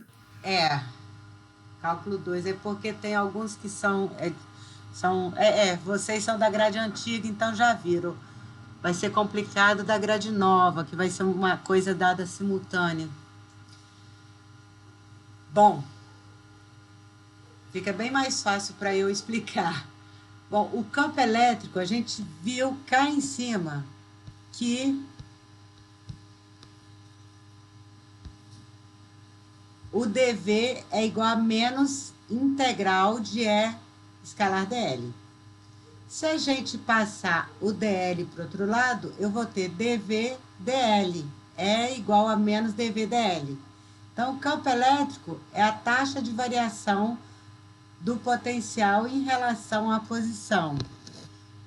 Ou seja, se nós pegarmos aqui em coordenadas cartesianas, o campo elétrico vai ser menos o gradiente do potencial, que é igual a menos dV dx, que é a componente x do campo elétrico, na direção I, dV dy, que é a componente y do campo elétrico, e dV dz, que é a componente z do campo elétrico.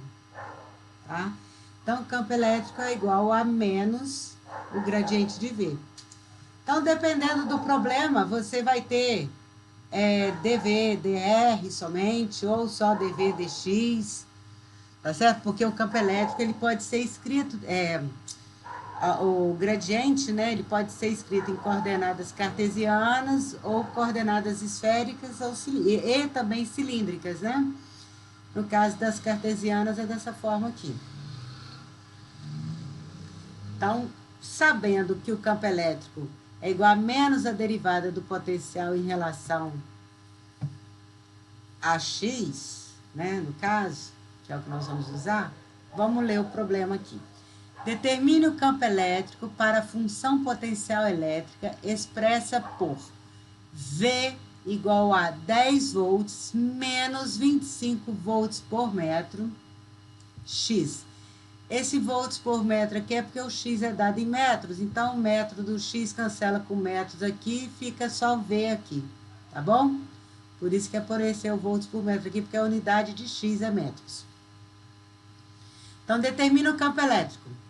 Tá vendo que o potencial ele depende só de X. Então, eu tenho que o campo elétrico vai ser menos dV dx. Derivando lá, nós vamos encontrar derivada da constante é 0, derivada de x é 1, vamos encontrar só menos 25. A derivada de dV dx. Com esse menos aqui, da fórmula, né, fica positivo, porque tem o menos, é igual a menos dV dx, e tem o menos da expressão para o V. Por isso que apareceu mais, tá bom? Agora, continuando o raciocínio. Esse campo elétrico é uniforme e atua na direção X. Note que a constante 100 volts na expressão de V não produz qualquer efeito no campo elétrico. O campo elétrico não depende da escolha da referência nula para a função potencial. Exercício. Em que ponto V é igual a 0 nesse exemplo? Nesse exemplo aqui, olha, em que ponto x v igual a zero? Passa o 100 para o outro lado, o 25 dividindo, 100 dividido por 25, 4, nós temos x igual a 4. Então, em x igual a 4, v igual a zero.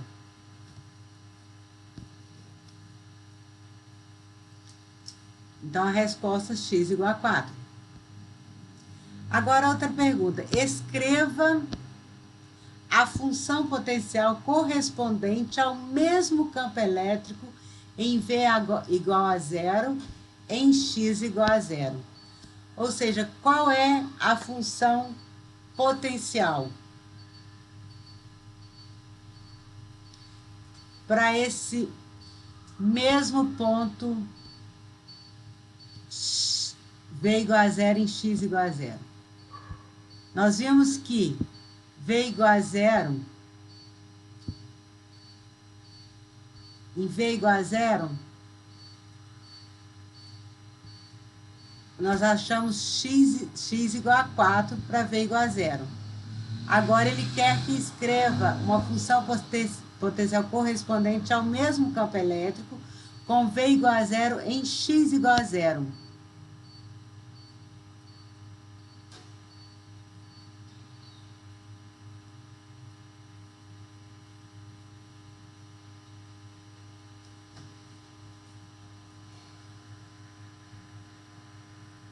Bom, como a gente viu aqui, aquele 100 não interfere no campo elétrico, né?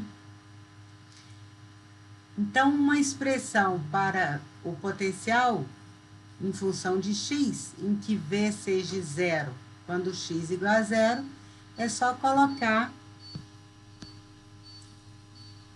essa parte aqui, ó, x igual a zero, V igual a zero. Seria uma expressão para o potencial para qualquer valor de x, onde x, quando x for zero, V igual a zero.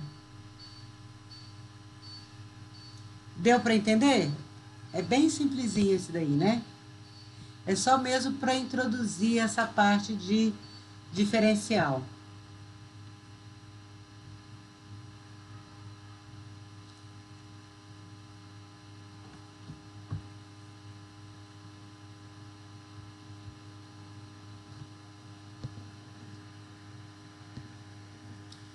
Beleza, vou continuar então.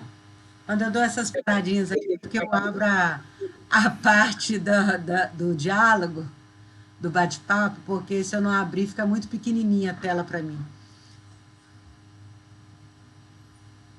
Se eu não fechar, quer dizer, até fica pequenininha. Bom,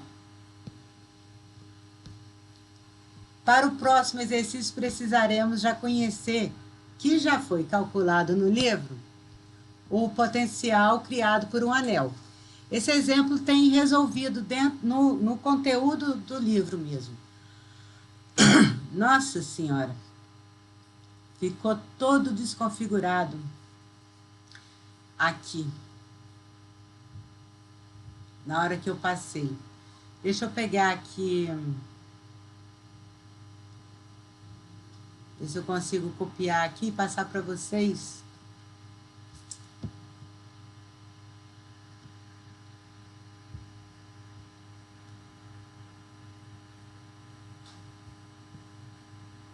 Passar para vocês a fórmula correta, tá?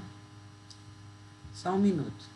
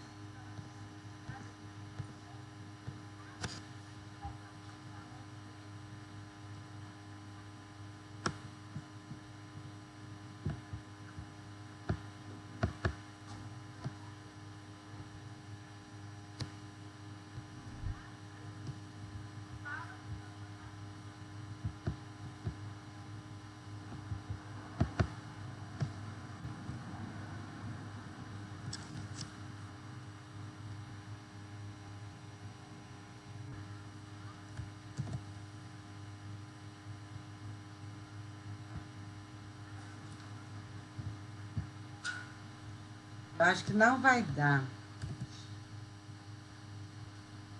Bom, eu postei aí V potencial igual a constante, a carga total do anel, raiz quadrada de Z ao quadrado mais A ao quadrado. Dá para entender, professor. Beleza. Eu tentei copiar aqui, mas não deu certo, não. Então, aqui, olha, o que a gente, para resolver esse exercício? A gente precisa saber já dessa resposta, do potencial criado por um anel.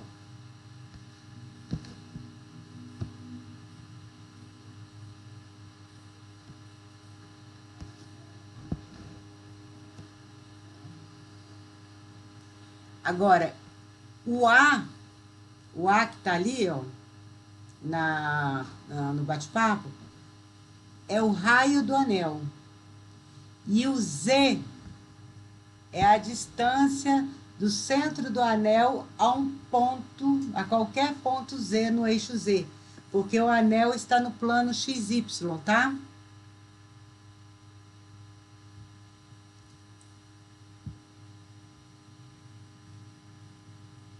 Ok? Ok, professora. Então, vamos lá. Um anel... Ok, professor. Beleza, Lucas? Um anel com 4 centímetros de raio. Beleza. É que meu tá demorando para abrir aqui. Complicado. Mas valeu. A minha voz está cortando ou está dando para ouvir bem? Foi dele. Ele que está lagado. Em um anel com 4 centímetros de raio, então o A é igual a 4, né? Está apoiado em um plano XY com seu centro na origem. O anel possui uma carga uniforme de 8 nanocoulombs. Uma pequena partícula de massa, M igual a 6 miligramas, e carga Q0 igual a 5 nanocoulombs, 5 vezes 10 a menos 9 coulombs, é colocada em X igual a 3 centímetros e liberada. Determine a velocidade da partícula quando estiver a uma grande distância do anel.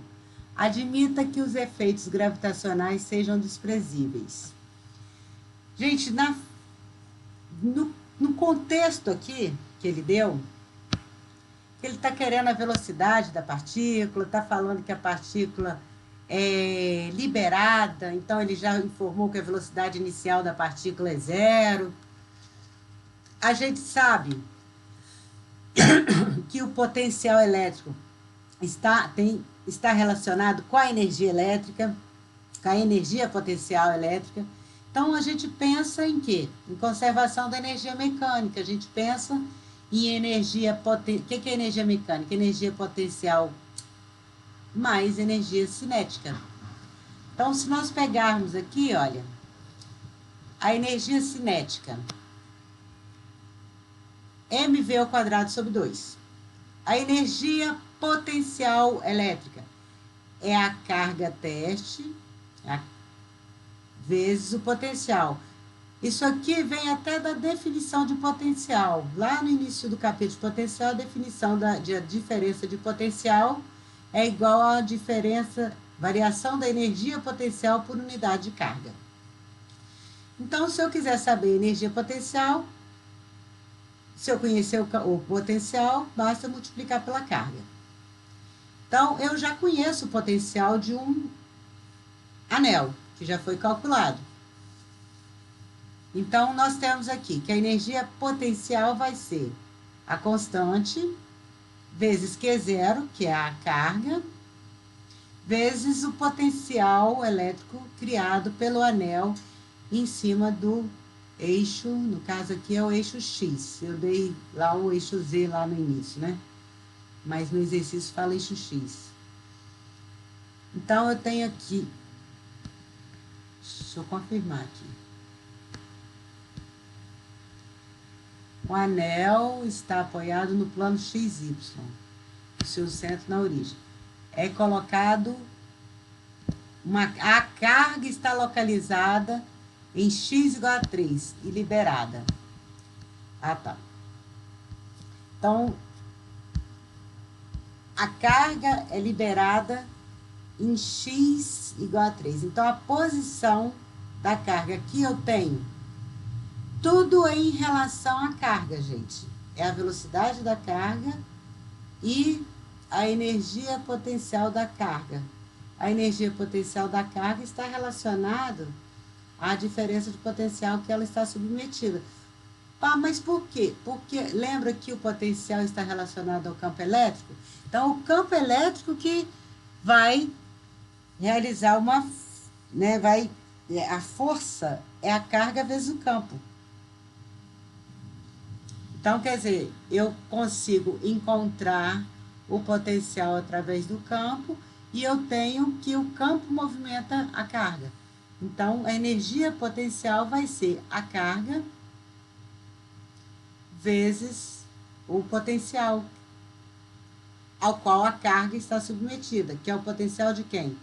Do anel, que é a carga do anel, raiz quadrada do raio do anel ao quadrado, mais de x ao quadrado, que é a posição aonde nós queremos saber o valor da velocidade dessa partícula, que ela foi abandonada ali no eixo X.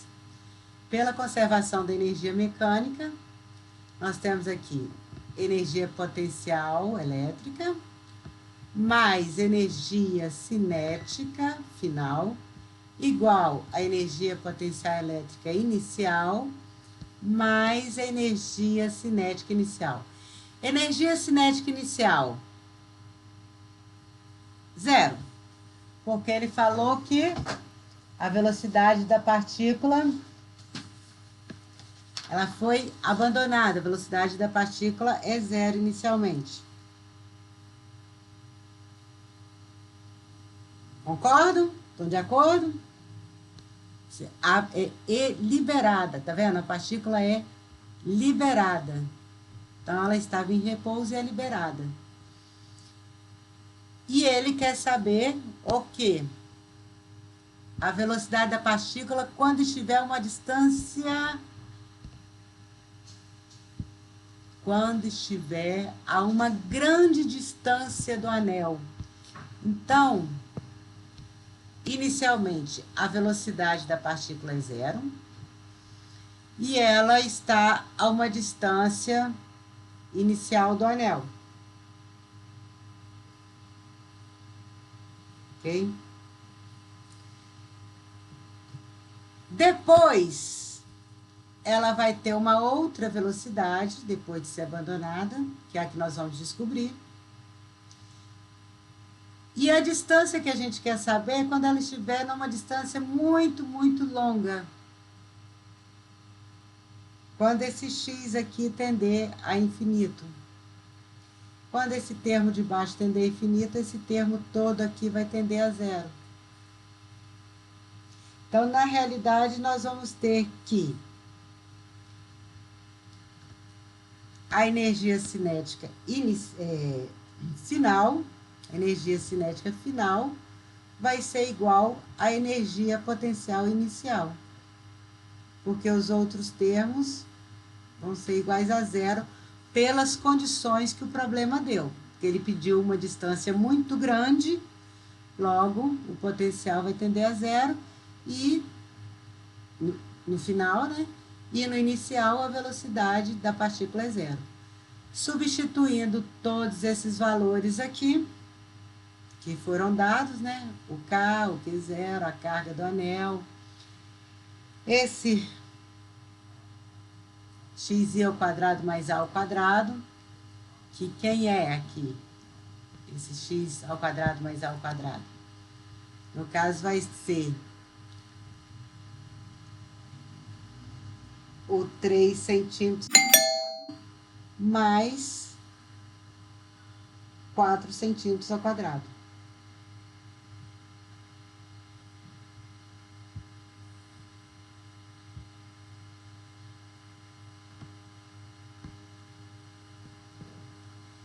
Aí, resolvendo as continhas, a gente chega na resposta. Entenderam esse problema?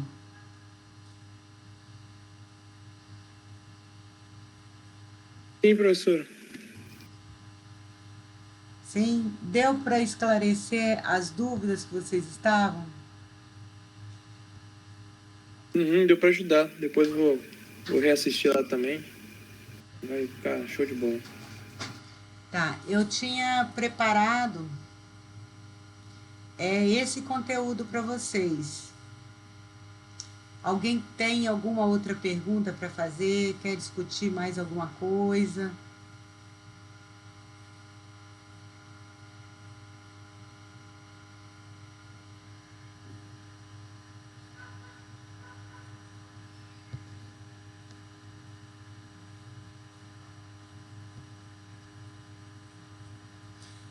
O Lucas já saiu, a Gabriela já está saindo, né, Gabriela? Obrigada pela presença aí, Gabriela. E procurem, assim, enviar as dúvidas, né? Estuda e envia as dúvidas para a gente poder fazer uma aula mais direcionada para vocês. Tá bom? Beleza, professor. Próxima aula eu vou tentar falar mais cedo, tudo certinho. Tá bom, eu espero que com esse conteúdo que eu selecionei tenha dado para tirar a dúvida de vocês, melhorar um pouquinho, tá bom? Ajudou bastante, sim. Então tá bom então. Até a próxima então, pessoal. Obrigado, professor. Boa noite. Obrigada pela presença. Boa noite, tá? Fiquem com Deus. Tchau.